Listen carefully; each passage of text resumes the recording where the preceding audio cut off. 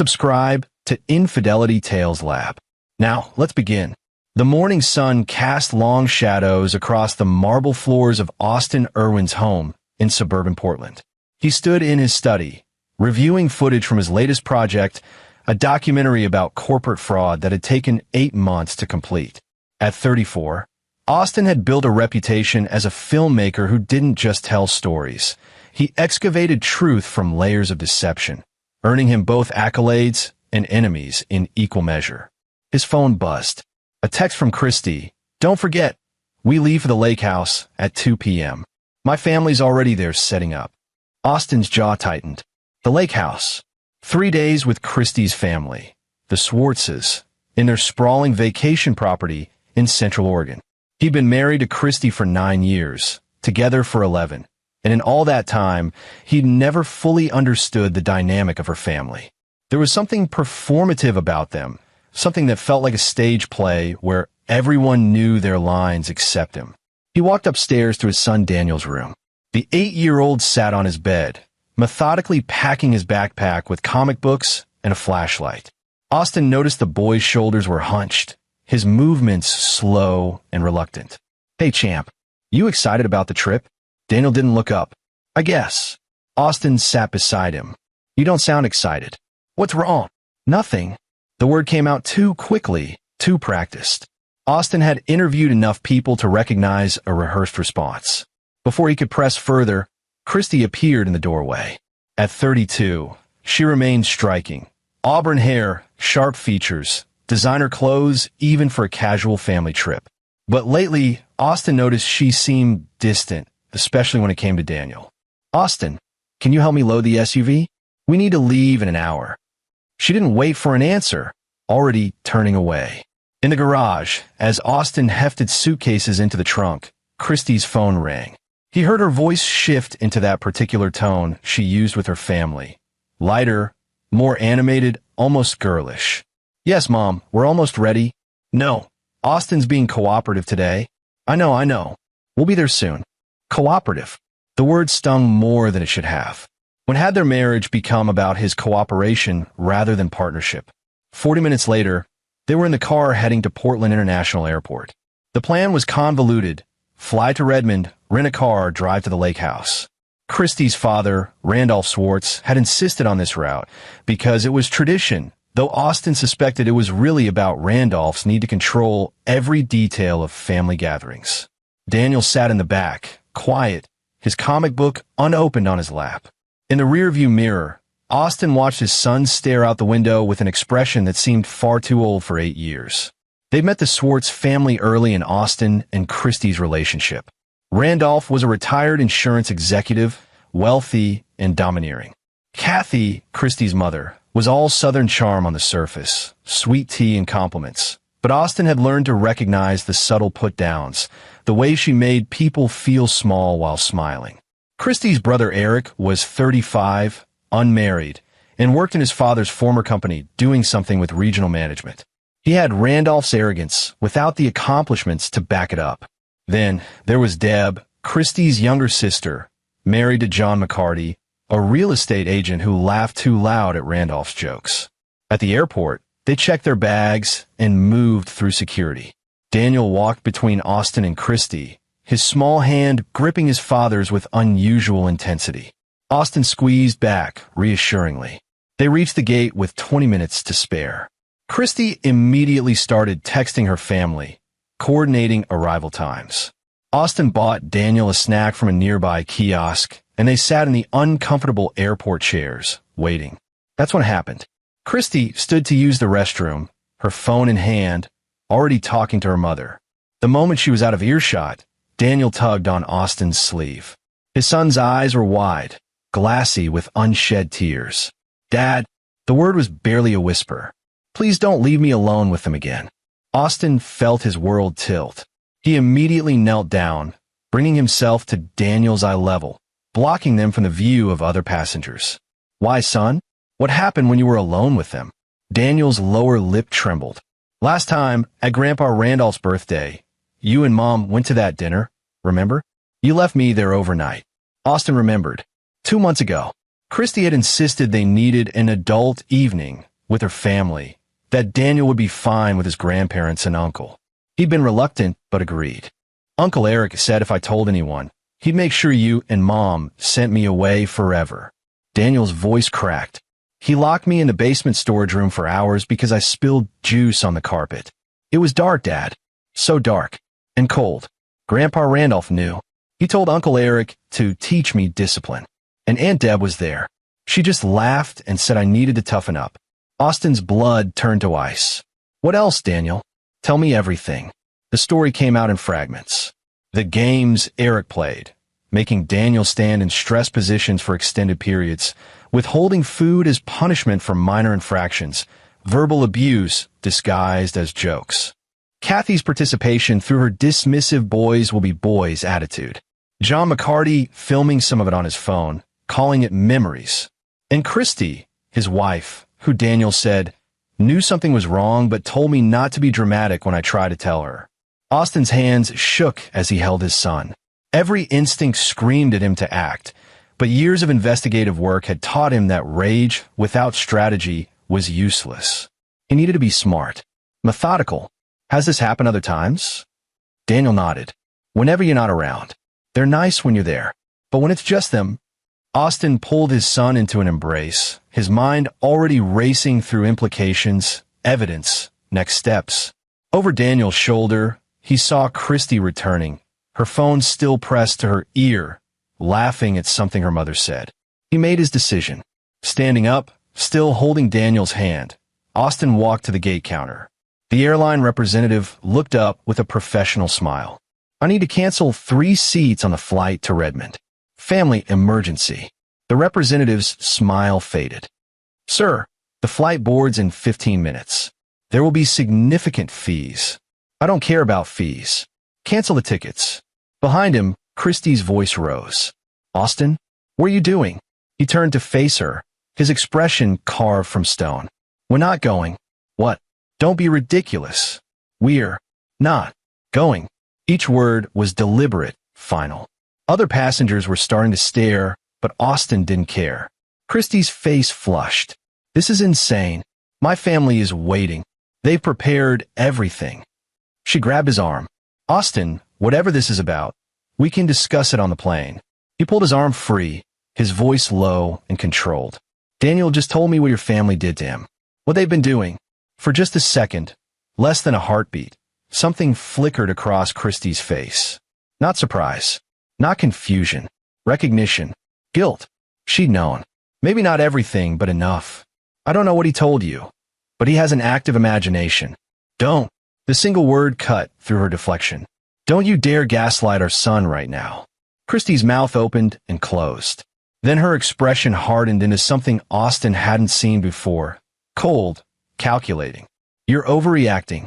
My family would never. I'm ending everything. Austin said clearly, loud enough that the gate area fell silent. Your family's manipulation. This sick dynamic. All of it. Christy's phone rang. Her mother.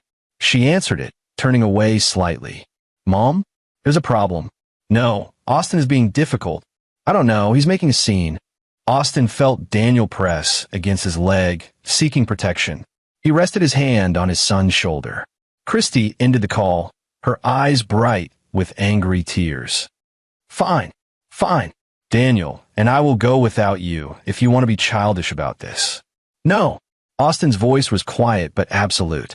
Daniel stays with me. You can go if you want. You can't just. Watch me. He picked up Daniel, who immediately wrapped his arms around his father's neck. Call your family. Tell them you're coming alone, or tell them you're not coming at all. But Daniel doesn't go near them. Ever again. The gate agent called for final boarding. Other passengers shuffled past them, some curious, some deliberately looking away from the domestic drama. Christy's hands clenched into fists. You're ruining everything. This whole trip. My mother spent weeks planning. You're going to humiliate me. I'm protecting our son. If you can't see the difference, that tells me everything I need to know. For a long moment, they stared at each other across a divide that had perhaps always been there, just hidden beneath the surface of their marriage. I'm going, Christy finally said, her voice shaking. I'm going to explain to my family that you've lost your mind. And when I get back, we're going to have a serious conversation about your paranoia and your relationship with Daniel." She grabbed her carry-on and walked toward the gate, not looking back. The gate agent scanned her boarding pass, and she disappeared down the jetway. Austin carried Daniel to a quiet corner of the terminal and sat down, his son still clinging to him. "Dad, are you in trouble?" "No, champ. You're safe now. I promise." As he held his son, Austin's mind was already working. 3 days. He had 3 days while they were gone. 3 days to gather evidence, make calls, and prepare. He'd build a career on exposing the truth. Now he'd use every skill he possessed to protect his son and make sure the Swartz family faced consequences they couldn't charm or manipulate their way out of. He pulled out his phone and made the first call to Marcus Webb, an old friend who worked in child protective services. Then to his attorney. Then to his production company's investigative researcher. The Swartzes thought they'd won, that Christy arriving without her difficult husband would be a minor inconvenience. They had no idea what was coming. The house felt different without Christy's presence, quieter, but somehow lighter. Austin ordered pizza for dinner, and he and Daniel ate while watching a superhero movie. His son slowly relaxed, some of the tension draining from his small shoulders. After Daniel fell asleep, Austin sat in his study, a legal pad in front of him, mapping out everything he knew. He'd spent years investigating stories, building cases through documentation and evidence. This would be no different, except the stakes were infinitely higher. His phone buzzed. A text from Christy. "Arrived safely. Family asking about you and Daniel. What should I tell them?" Austin didn't respond. Another text. "You're being childish. Then call me." He blocked her number. Not forever, but for now. He needed space to think, to plan. Marcus Webb called back at 11 p.m. "Austin, I need you to bring Daniel in tomorrow for a forensic interview. What you described sounds serious, but we need his statement on record properly." "I understand. Thank you, Marcus." "And Austin, document everything from this point forward." "Everything." Already started. Austin's attorney, Patricia Vance, was equally direct when they spoke. "Based on what you've told me, we're looking at potential child abuse charges. But we need evidence beyond Daniel's testimony. Physical evidence, if there is any, witnesses, digital footprints. Can you think of anything?" "John McCarty supposedly filmed some incidents," Austin said, his voice tight. "Christy mentioned their house has a security system. And I know Randolph keeps everything. Papers, records, photos. He's obsessive about documentation. That's a start. But Austin, don't do anything illegal. No breaking and entering. No hacking. We do this right." "Understood." But even as he said it, Austin's mind was working through possibilities. After the calls, he walked through the house, really seeing it for the first time in years. How many nights had Christy insisted on taking Daniel to her parents' house while he worked late on projects? How many times had she dismissed Austin's concerns about her family's behavior as him being oversensitive? In Daniel's room, he found a journal his son kept, simple entries about his day. Austin's hands trembled as he read entries from the past 6 months. "Stayed at Grandpa's house.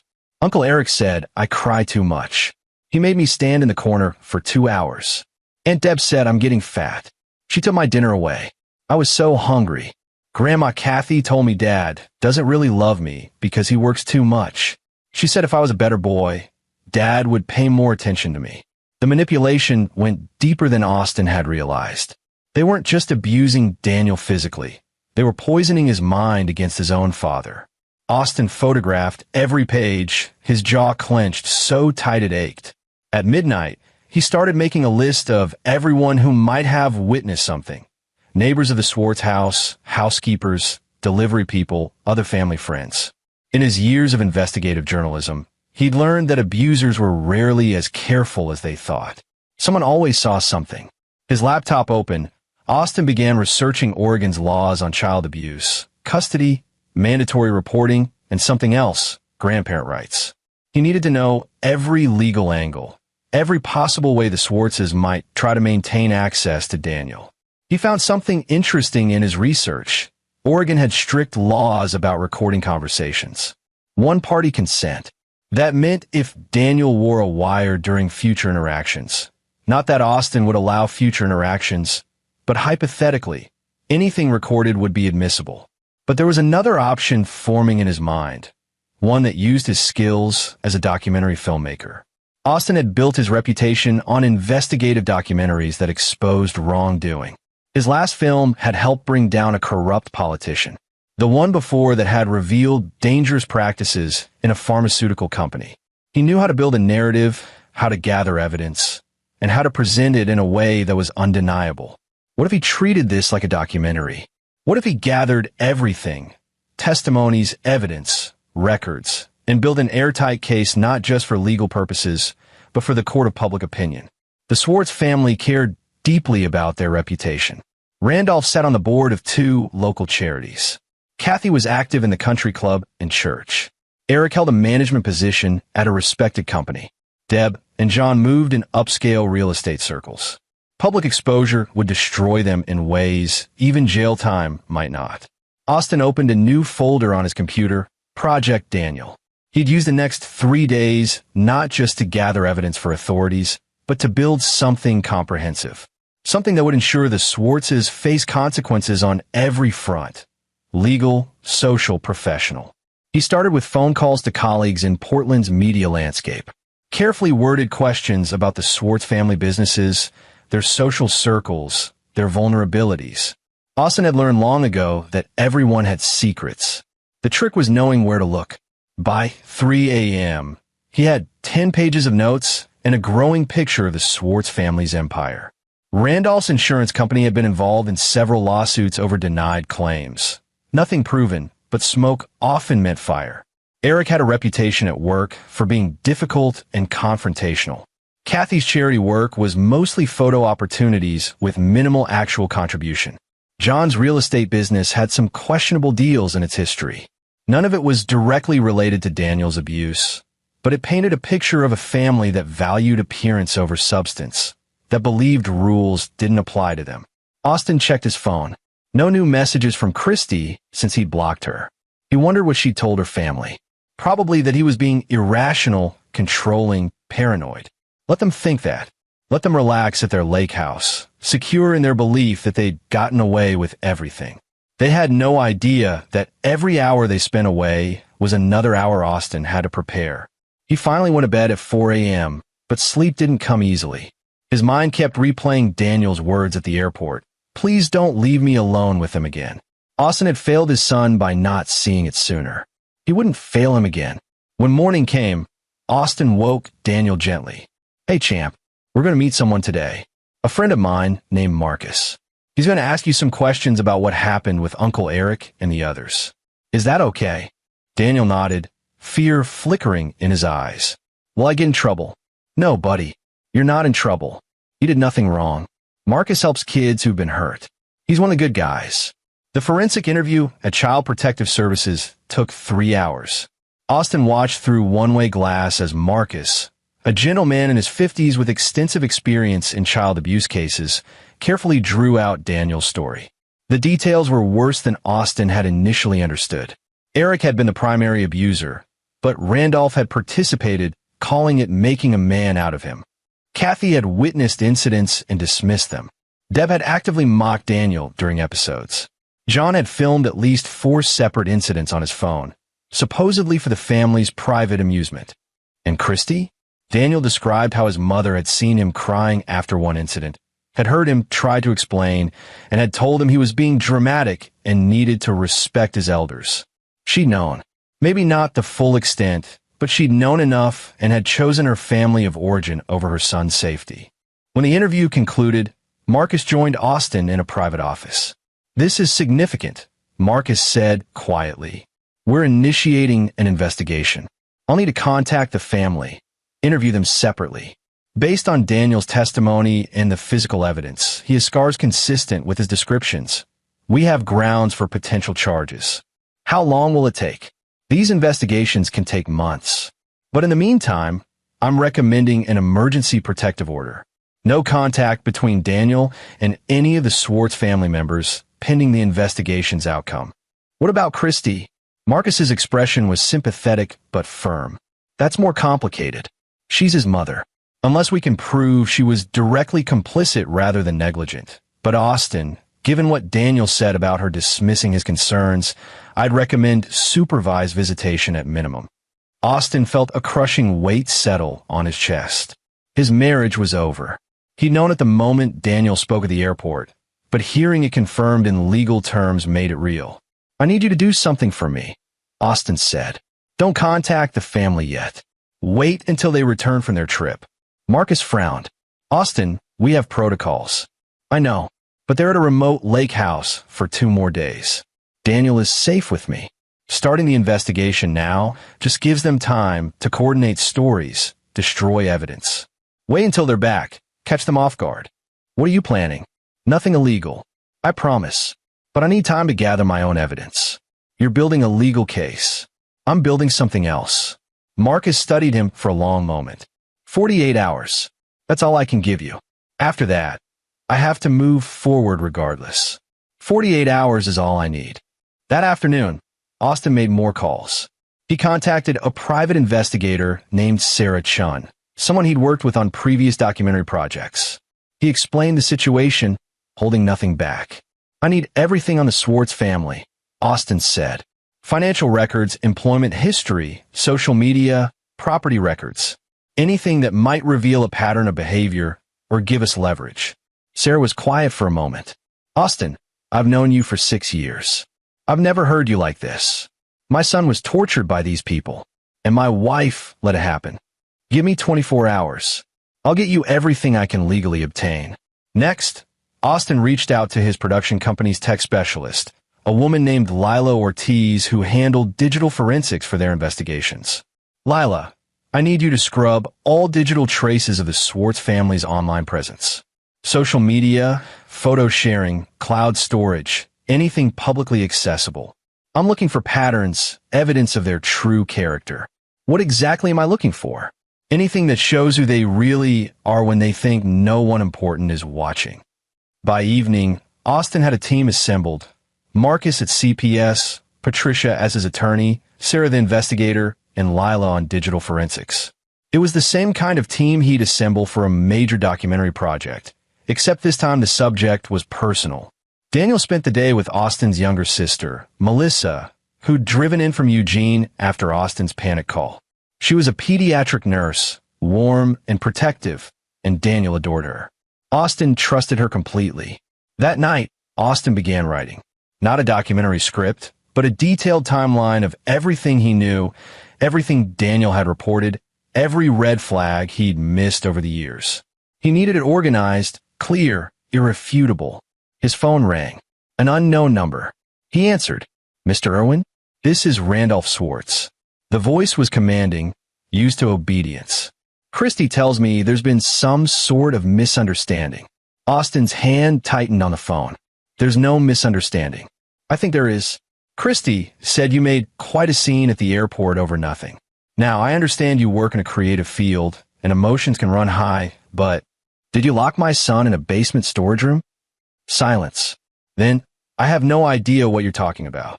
Did your son, Eric, physically abuse my child while you watched? Mr. Irwin, these wild accusations. Did your wife tell my son that I don't love him? You're clearly upset. Perhaps when we return, we can all sit down like adults. You're never getting near my son again. Randolph's voice hardened. Now you listen to me. I don't know what Daniel told you, but children have vivid imaginations. Boys need discipline. Maybe if you'd been more of a father instead of running around with your cameras. Austin ended the call. Immediately, his phone rang again. He let go to voicemail. Then another call. Another voicemail. The third time he answered. Mr. Irwin, hanging up on me was disrespectful.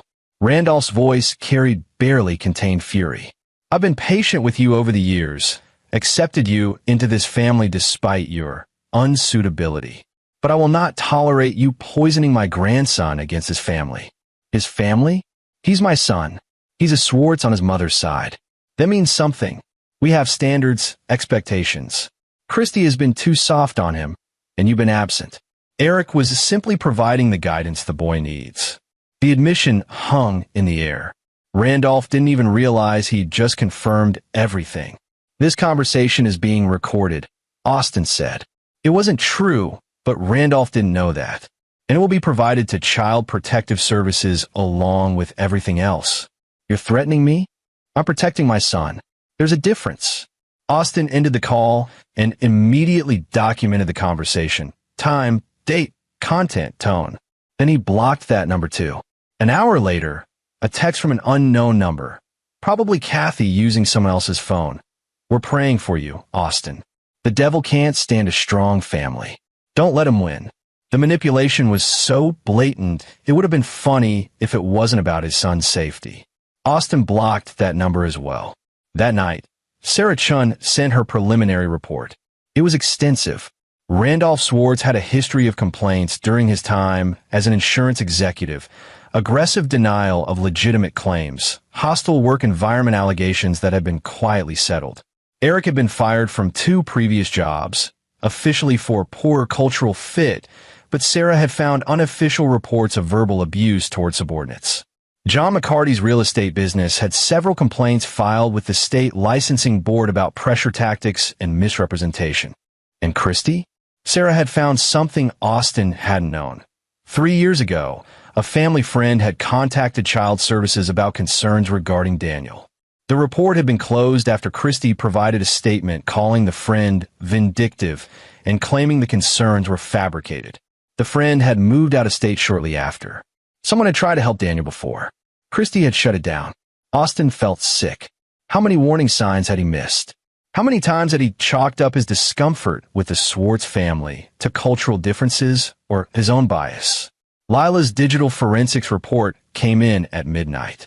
She'd found the Swartz family's various social media accounts and compiled screenshots of concerning posts.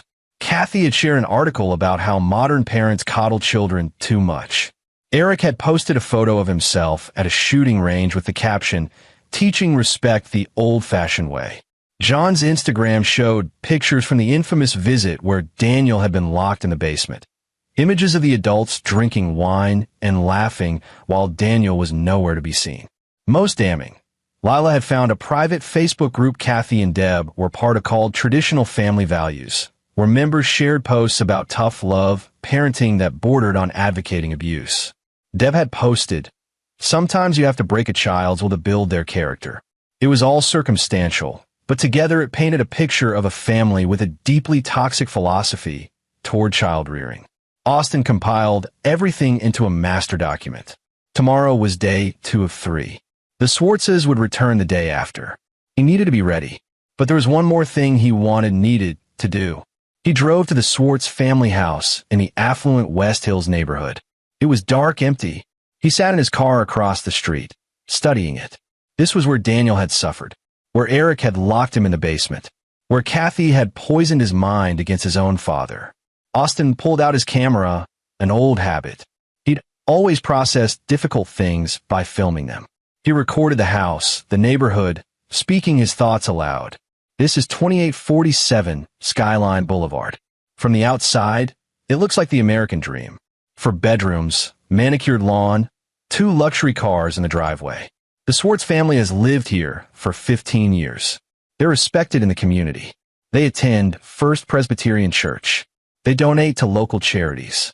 They throw elaborate holiday parties. Behind these walls, my 8-year-old son was tortured. Not once, not twice. Multiple times over multiple years. And I didn't know. I trusted my wife. I trusted that leaving Daniel with his grandparents was safe. I was wrong, but I'm not wrong anymore. And I'm going to make sure everyone knows what happened here. I'm going to make sure they can never hide behind respectability again. He turned off the camera and drove home, his resolve hardening like steel. The next morning, Austin met with Patricia Vance in her office. She reviewed everything he'd compiled. Daniel's testimony, the forensic interview, Sarah's investigation, Lila's digital findings, the documented phone call with Randolph. "This is substantial," Patricia said. "With this and CPS's investigation, we can file for an emergency custody order and a protective order against the entire Swartz family. We can also pursue divorce with full custody. What about criminal charges? That's up to the DA's office, but child abuse charges are likely. The statute of limitations in Oregon is 6 years from when the victim turns 18, so we're well within the window. And if John McCarty has videos on his phone as Daniel described, that's evidence of felony child abuse. How do we get his phone? The police can seize it with a warrant. But Austin, you need to let the legal system handle this. I know you want to confront them, to make them pay, but I won't do anything illegal, Austin promised. But I'm not going to just sit back either. Patricia sighed. What are you planning? The Swartzes care about their reputation more than anything. Legal consequences will hurt them, but public exposure will destroy them. I'm going to make sure everyone in their social circle, their business community, their church, everyone knows exactly who they are. Be careful. Defamation laws only apply if what I say isn't true. And everything I'm going to say is documented fact. Austin spent the rest of the day preparing. He created a private website compiling everything he'd learned, with Daniel's identifying information protected, but the Swartz family fully named. He drafted emails to be sent to the boards of every charity Randolph served on, to the executives at Eric's company, to John's real estate brokerage, to the membership directory of Kathy's country club. He also prepared a video statement. Not emotional, not angry, but clear and factual. In it, he outlined what had happened to Daniel, showed redacted excerpts from the CPS interview, displayed screenshots of the Swartz family's social media posts, and explained how his wife had enabled it all. This video would go to local news stations, to parent advocacy groups, to anyone who would listen. The Swartzes had used their respectability as a shield. Austin was going to rip that shield away. That evening, Daniel asked, "Dad, when is Mom coming home?" Austin knelt down, choosing his words carefully. "Daniel, your mom and I are going to live separately for a while. Maybe permanently. It's not your fault. Adults sometimes can't figure out how to be together anymore. Is it because I told you what happened?" "No, buddy. You did exactly the right thing by telling me. You were brave. I'm so proud of you." Daniel was quiet for a moment. Then, "Will I have to see Uncle Eric again?" "Never. I promise you, you will never have to see any of them again if you don't want to." Relief flooded his son's face, and Austin realized how much fear Daniel had been carrying, wondering if his father would make him go back. That night, Austin received a call from Marcus Webb. "Austin, I wanted to give you a heads up. I spoke with my supervisor, and we're moving forward with the investigation tomorrow when the family returns. Officers will be at the Swartz house to seize any potential evidence, including electronic devices. We'll be interviewing each family member separately." "Good. Thank you, Marcus. There's something else.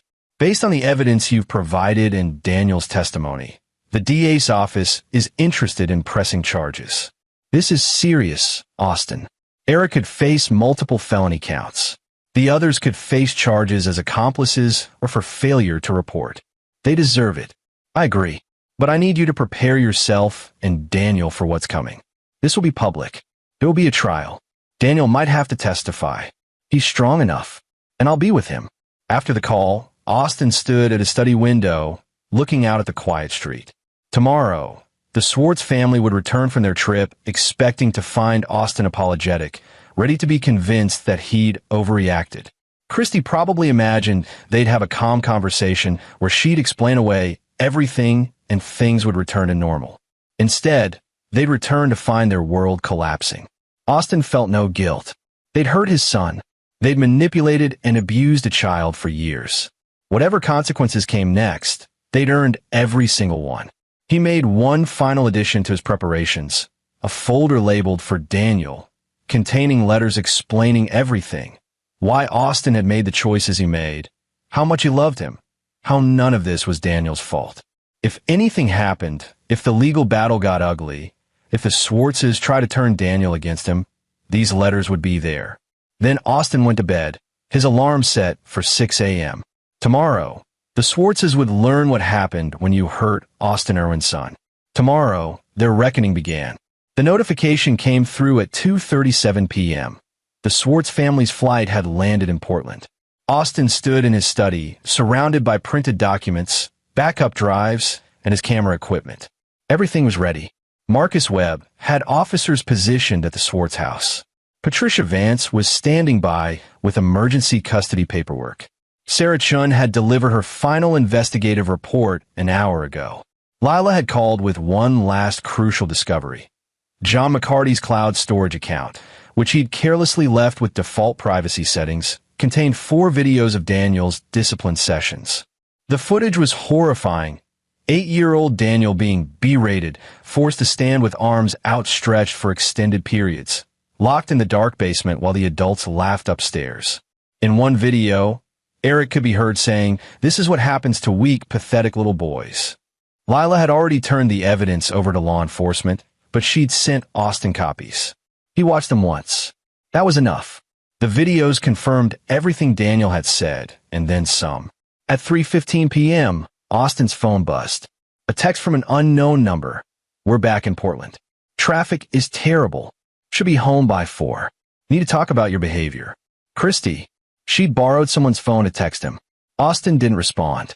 He checked on Daniel, who was at Melissa's house, safe and distracted with video games and his aunt's homemade cookies. Melissa had taken a week off work to help. She'd been furious when Austin explained what had happened, had wanted to drive to the lake house herself and confront the Swartzes. Austin had talked her down, convincing her that patience and planning would be more effective than immediate confrontation. At 3:45 p.m., Marcus called. They just pulled into their driveway. "Officers are approaching now." Austin turned on the police scanner app on his phone.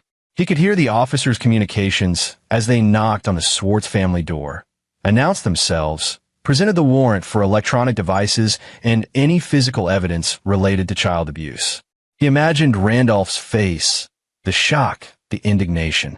Kathy's tearful protests about being respectable people. Eric's rage. Deb's panic calls to John. And Christy, his wife. The woman he'd built a life with, who'd smiled at him on their wedding day and promised to cherish any children they'd have. What was her expression now? Marcus called back 20 minutes later. "We have the devices." John McCarty tried to delete files from his phone when we arrived, but our tech team recovered them. He's potentially looking at additional charges for obstruction and destruction of evidence. And the family's reaction? Randolph threatened lawsuits. Kathy had a panic attack, real or performed, hard to say. Eric became verbally aggressive with officers and was warned about his behavior. Deb broke down crying. John just shut down completely. What about Christy? Marcus's voice softened. She kept saying there must be a mistake. That Daniel was confused. That you'd poisoned his mind against her family. She asked to speak to you. No. I told her that wasn't possible right now. Austin, she's going to fight this. Her attorney already called, some expensive firm from downtown. They're preparing to contest everything. Let them try. The evidence speaks for itself. After ending the call, Austin loaded his car with his camera equipment and drove to a location he'd scouted the previous day, a public park with a clear view of the Swartz house. He wasn't going to approach or interfere, but he wanted to witness this moment, to see them face consequences. Through a telephoto lens, he watched officers carry boxes of seized materials to their vehicles. Neighbors had gathered on lawns, watching, whispering. The Swartz's carefully constructed image was crumbling in real time. Austin filmed it all. This footage would be part of the documentary he was building, the complete story of what happened and why. At 5:30 p.m., news vans arrived. Someone had tipped off the media, probably Marcus's office, as they were required to notify press in cases involving public officials or community leaders. Within an hour, 3 local news stations had reporters positioned outside the Swartz house. Austin watched Randolph emerge to make a statement, his face red with fury. This is a misunderstanding, a vindictive attack by a son-in-law with mental health issues. My family has done nothing wrong. We will be fully exonerated. But the reporters had already been briefed by CPS. Their questions were pointed. Is it true child abuse charges are being filed? Did you lock your grandson in a basement? Were there videos of the abuse? Randolph retreated inside, refusing to answer. By evening, the story was breaking on local news. Prominent Portland family under investigation for child abuse. Austin's name wasn't mentioned. Victim families were protected, but everyone in the Swartz's social circle would know. The whispers would start. The exile would begin. Austin returned home to find Patricia waiting with documents. The emergency custody order was approved. You have full temporary custody of Daniel. Christy gets supervised visitation only, pending the outcome of the investigation and her cooperation with authorities. She'll fight it. She already is. Her attorney filed a counter motion claiming you're mentally unstable and have alienated Daniel from his mother and her family. They're demanding a psychological evaluation of you and Daniel. Austin felt cold rage settle over him. Even now, even with evidence of abuse, they were trying to make him the villain. Let them demand whatever they want. I'll take any evaluation they throw at me. Daniel will tell the truth, and the evidence will back him up. Patricia nodded grimly. There's something else. I received a call from Eric Schwartz's attorney. He's claiming Daniel's accusations are fabricated, that you coached your son to lie because you want to control Christy and her family. He's threatening a defamation suit against you. On what grounds? He claims you've damaged his reputation and that your accusations are false. It's an intimidation tactic. They want you scared, willing to settle quietly. Austin's laugh was bitter. I'm not settling anything. I'm burning their world to the ground. Austin, within my legal rights, he added, I'm not going to do anything that compromises the criminal case. But I'm also not going to be silent about what they did. That night, Austin activated the website he'd created. It was titled The Truth About the Schwartz Family and contained every piece of evidence, every timeline, every documented interaction. He shared it in private Facebook groups for Portland parents, forwarded it to education advocacy organizations, sent links to journalists who covered child welfare issues. He also released his video statement. In it, sitting calmly at his desk, Austin explained what had happened to Daniel, showed redacted evidence, protecting Daniel's identity but naming the Schwartzes, and outlined the pattern of abuse and cover-up. I'm making this public, Austin said to the camera, because families like the Schwartzes rely on silence. They rely on victims being too scared or ashamed to speak up. They rely on their social status protecting them from consequences. But I won't be silent. My son won't be silenced. And the Schwartzes will face every consequence their actions have earned. The video went viral in Portland's parenting communities within hours. By morning, it had been shared thousands of times. Austin's phone exploded with calls and messages, some supportive, some accusing him of airing private family matters publicly, some from other parents sharing their own concerns about the Schwartz family that they'd never voiced before. One message stood out from a woman named Grace Hartford. My daughter was in a playgroup with Daniel 3 years ago at Kathy Schwartz's house. I witnessed her scream at Daniel for spilling juice and saw her lock him in a closet as punishment. When I confronted her, she told me I was overstepping and banned me from a group. I should have reported it. I'm so sorry.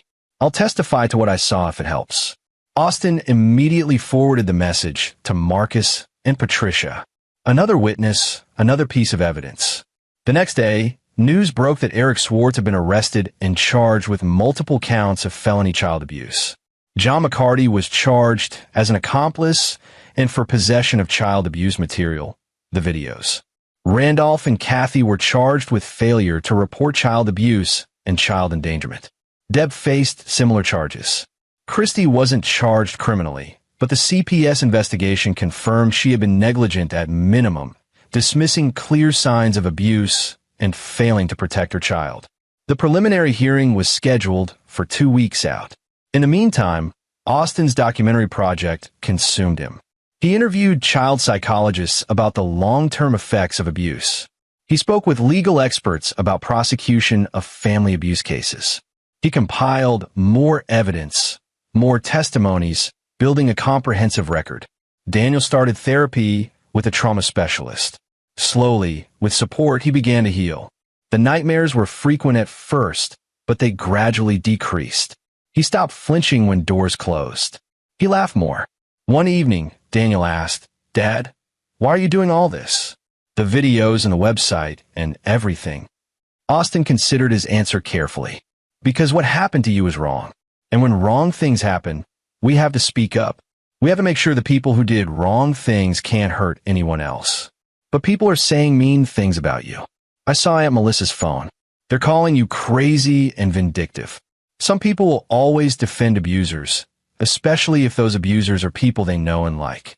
It's easier for them to think I'm lying than to accept that people they respected could do terrible things.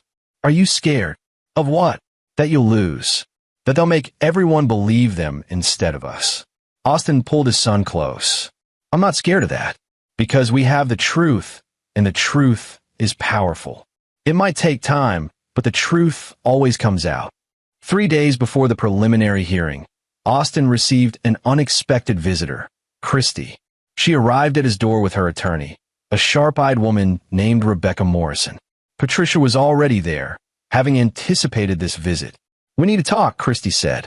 She looked terrible, hollow-eyed, pale, her usually immaculate appearance disheveled. They sat in the living room, attorneys on either side like seconds at a duel. "Austin, this has gotten out of control," Christy began. "What you've done, the website, the video, the publicity, it's destroyed my family." "Your family destroyed themselves," Austin replied evenly. "I just made sure everyone knew about it." Daniel is confused. He's a child. He doesn't understand. "Don't." Austin's voice was sharp.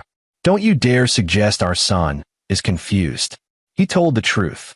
Multiple professionals have confirmed his account. The evidence supports everything he said." Christy's eyes filled with tears. "I know my family can be intense, but they're not monsters. Eric has anger issues, yes, but he tortured our son. It's not torture, it's just old-fashioned discipline.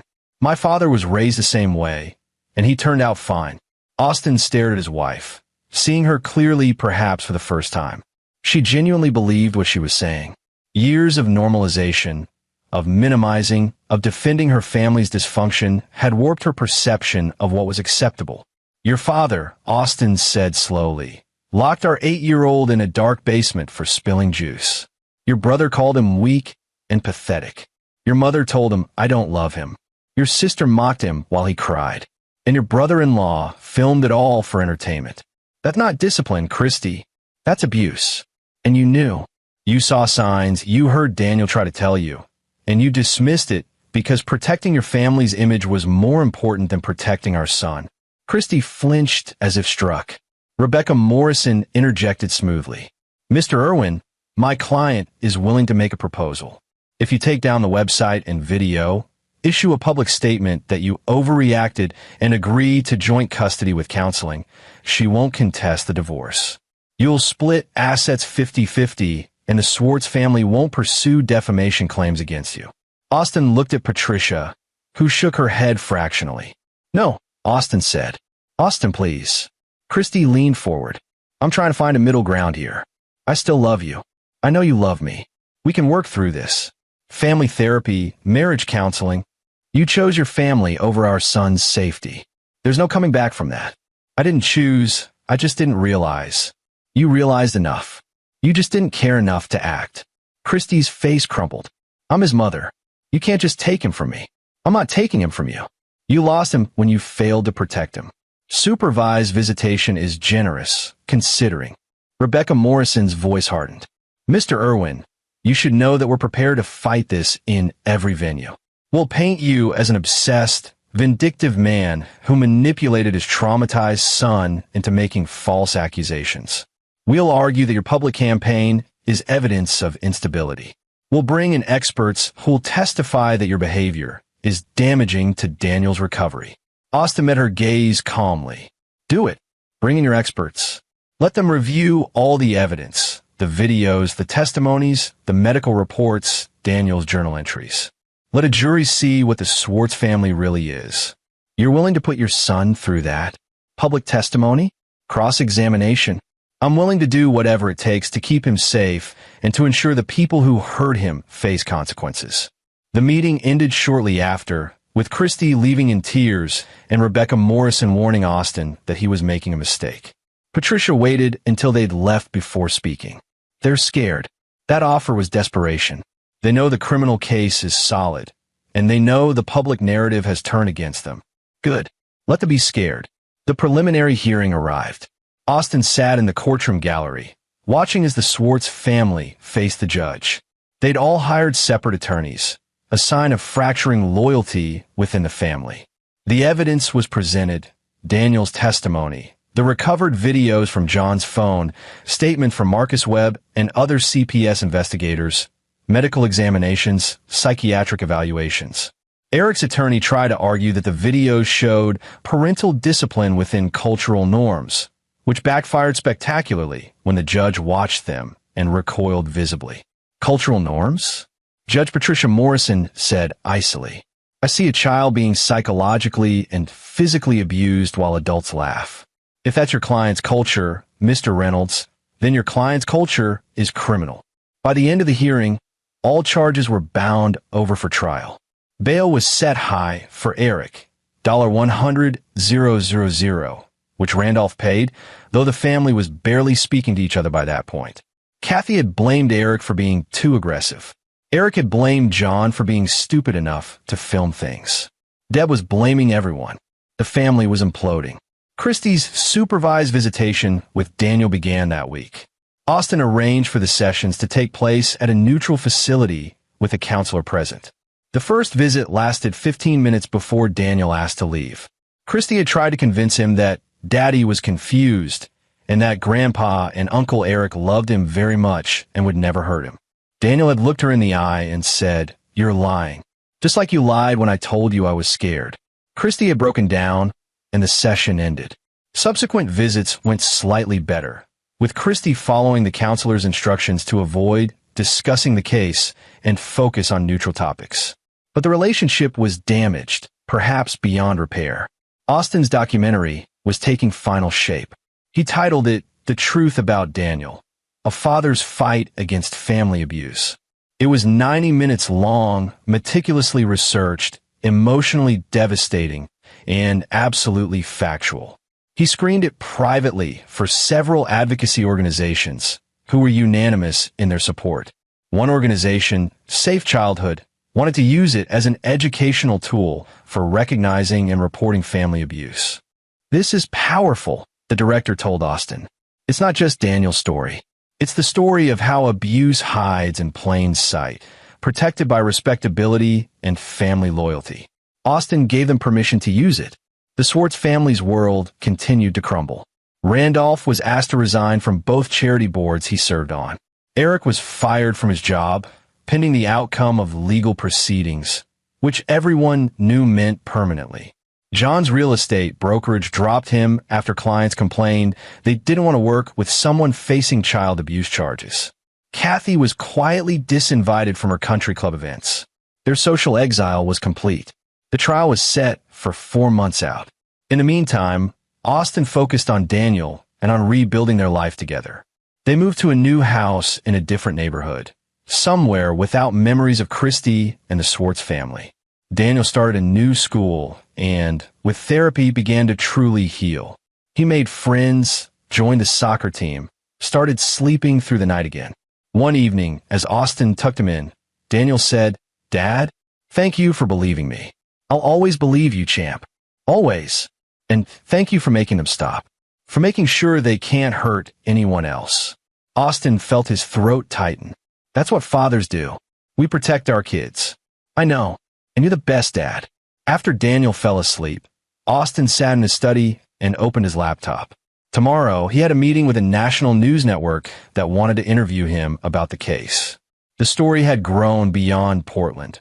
It was becoming a symbol of family abuse hidden behind respectability, of the courage it took to break silence. Austin would do the interview. He'd keep telling Daniel's story, with his son's permission and with Daniel's identity protected, because other children needed to know they could speak up. Other parents needed to recognize the signs. The Swartzes had hurt one child too many. Austin would make sure their legacy was a cautionary tale, a warning about what happens when privilege and respectability are used to shield abuse. His phone buzzed. A message from Marcus. DA just upgraded Eric's charges to include a pattern of abuse aggravating factor. If convicted, he's looking at 15 to 20 years instead of 5 to 10. Austin allowed himself a grim smile. Justice was slow, but it was coming. The trial began on a gray Monday in November. Austin arrived early at the courthouse, surrounded by supporters from various child advocacy groups who'd rallied to his cause. Across the plaza, the Swartz family arrived separately. none of them speaking to each other anymore. The trial lasted 3 weeks. The prosecution presented Daniel's testimony via video to protect him from courtroom trauma, though Austin had made clear that if the judge required in-person testimony, Daniel was prepared to give it. The video testimony was devastating. Daniel, sitting with a therapy dog beside him, calmly and clearly described each incident of abuse. He named names, gave dates, described the basement room, the degrading comments, the physical punishments. The defense tried to paint Daniel as coached, but the prosecutor dismantled that argument with expert testimony. No child could maintain such detailed, consistent accounts under cross-examination if they were lying. The emotional effect, the specific sensory details, the way Daniel's testimony aligned with physical evidence, all of it confirmed authenticity. Then came the videos from John's phone. The courtroom was silent as they played. Several jurors cried. Even Eric's attorney looked uncomfortable. When the videos ended, the defense had little to say. How could you defend the indefensible? Witness after witness confirmed pieces of the story. Grace Hartford, who'd seen Kathy lock Daniel in a closet. A former housekeeper who'd heard Eric screaming at Daniel. Neighbors who'd seen the boy arrive at the Swartz house, smiling and leave in tears. Randolph tried to defend himself on the stand, claiming he was simply teaching his grandson discipline as he'd been taught. The prosecutor destroyed him. Mr. Swartz, you locked an 8-year-old child in a dark basement for spilling juice. Is that discipline or punishment? Discipline requires consequences. For 2 hours? In the dark? While he cried and begged to be let out. Boys need to learn. Your grandson required therapy for trauma-related anxiety. Is that what boys need to learn? Fear. Randolph had no answer. Kathy broke down on the stand, claiming she'd been a devoted grandmother, that she'd never meant harm. But the prosecutor had her social media posts about tough love and breaking wills, had testimony about her psychological manipulation of Daniel. Eric didn't testify on advice of counsel, but his silence spoke volumes. The defense's entire strategy was to claim misunderstanding, cultural differences, generational discipline styles. But in the face of video evidence showing a child being tormented while adults laughed, those arguments rang hollow. The jury deliberated for 4 hours. Eric Swartz, guilty on all counts, sentenced to 18 years in prison. John McCarty, guilty, sentenced to 12 years. Randolph Swartz, guilty, sentenced to 5 years. Kathy Swartz, guilty, sentenced to 3 years probation with mandatory parenting classes and community service. Given her age and the fact she hadn't directly physically abused Daniel, the judge was lenient. Deb McCarty, guilty, sentenced to 2 years probation. The sentences were read aloud, and Austin felt a weight lift from his shoulders. Not completely. He'd carry the guilt of not protecting Daniel sooner for the rest of his life, but enough to breathe. In the gallery, members of the Swartz family reacted differently. Randolph was stoic, already planning appeals. Kathy sobbed. Deb looked shell-shocked. Eric showed no emotion. Even his bailiffs led him away in handcuffs. Outside the courthouse, Austin gave a brief statement to the press. Today, justice was served for my son and for all children who suffer abuse in silence. The Swartz family used their respectability, their social status, and their family bond as weapons to hide cruelty. They believed they were above consequences. They were wrong. I hope this case sends a message. Abuse is abuse, regardless of who commits it or what excuses they use. Family loyalty does not mean protecting abusers. It means protecting the vulnerable. My son is healing. He's safe. He knows he was believed. That's what matters. He didn't take questions, just walked to his car, where Melissa was waiting with Daniel. His son looked up at him. Is it over? The trial is over. The healing continues. But yes, champ, the bad part is over. The civil suit came next. Austin filed for full custody and divorce. Christy, facing her family's criminal convictions and her own role in enabling abuse, didn't contest it. She was granted supervised visitation 2 hours per week, which Daniel rarely wanted to use. The divorce was finalized 6 months after the trial. Assets were divided. Christy got half of their shared property, but nothing of Austin's documentary company or future earnings from the Daniel Case documentary. Christy moved to Seattle shortly after, tried to escape the stigma. Austin heard through mutual acquaintances that she'd started therapy, finally confronting how her family's dysfunction had warped her judgment. He felt no satisfaction in her downfall, just sadness that it had taken so much destruction for her to see the truth. Austin's documentary, The Truth About Daniel, aired on PBS a year after the trial. It was watched by millions, sparked national conversations about family abuse, and won several awards. But more importantly, it led to concrete change. Oregon passed Daniel's Law, requiring mandatory reporter training for all adults in positions of trust around children, including family members hosting regular child care. Several other states followed suit. The documentary also prompted a dozen other victims of the Swartz family to come forward. Cousins, family friends' children, kids from Kathy's playgroups. Each had stories of abuse or inappropriate punishment. Some were old enough that the statute of limitations had passed, but their testimonies were added to the record, painting a picture of multi-generational dysfunction. Austin established a foundation in Daniel's name to support child abuse survivors and fund advocacy work. The settlement money from a civil suit against the Swartz's homeowners insurance, which covered some of the abuse that occurred on their property, went directly into the foundation. 2 years after the trial, Austin sat in his new study in their new house. Daniel was 10 now, thriving in school, playing soccer, laughing frequently. The nightmares had stopped. The therapy was down to once a month. He was just a regular kid again, or as regular as any kid could be after what he'd been through. Austin's laptop was open to an email from a woman in Ohio. "I watched your documentary. I recognized the patterns in my own family. I reported my father-in-law for how he treats my daughter. The investigation is ongoing. Thank you for giving me the courage to speak up." It was the 14th email like that this week. Austin replied to each one, offering support, resources, and the simple message: "You did the right thing. Your daughter will remember that you protected her." His phone rang. Marcus Webb, who became a friend through all this. "Austin, thought you want to know, Eric Swartz was denied parole. He won't be eligible again for another 5 years." "Good. He hasn't served enough time yet." "Agreed. How's Daniel?" "He's good. Really good. We're planning a camping trip next weekend. Just the two of us, like normal father and son." "That's great to hear. You did good, Austin. You saved your son and probably countless others." After the call, Austin walked to Daniel's room. His son was building something complex with Legos, his tongue stuck out in concentration. The picture of childhood innocence. "Hey, Dad, look at this spaceship." Austin sat beside him, admiring the construction. "That's amazing, champ. I'm going to build a whole fleet." "Want to help?" "Absolutely." As they built together, Austin reflected on the past 2 years.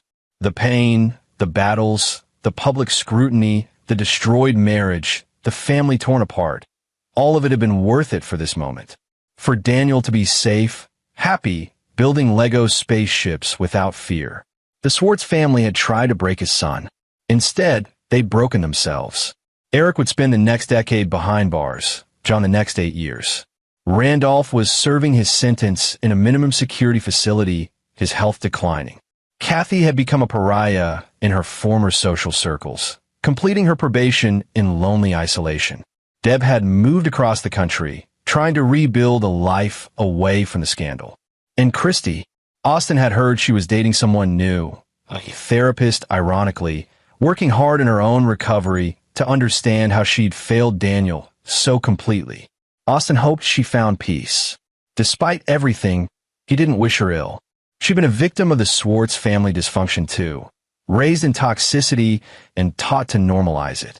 But his priority was and would always be Daniel. That evening, after Daniel was asleep, Austin sat on the back porch with a beer, looking at the stars. His phone buzzed with another message from someone the documentary had reached, another person finding courage to protect a child. The fight wasn't over. It never really was. There would always be another family hiding abuse behind respectability, another child suffering in silence, another enabler choosing loyalty over protection. But at least now there was a roadmap, a documented case of how to fight back, how to gather evidence, how to persist when powerful people wanted silence. Austin had started this journey at an airport, kneeling beside his frightened son who'd whispered a plea for help. He'd ended it by destroying the family that hurt his child and building something positive from the wreckage. He thought about that moment at the airport often.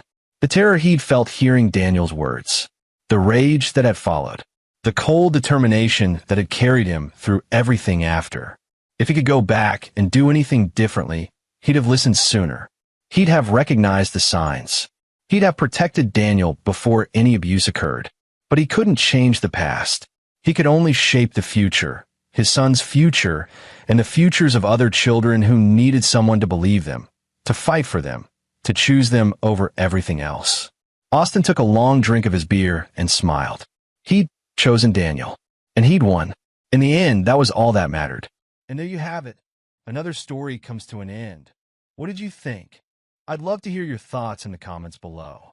If you enjoy this story, consider joining our community by subscribing. It means the world to us. For more stories like this one, check out the recommended videos on screen. And I'll see you there.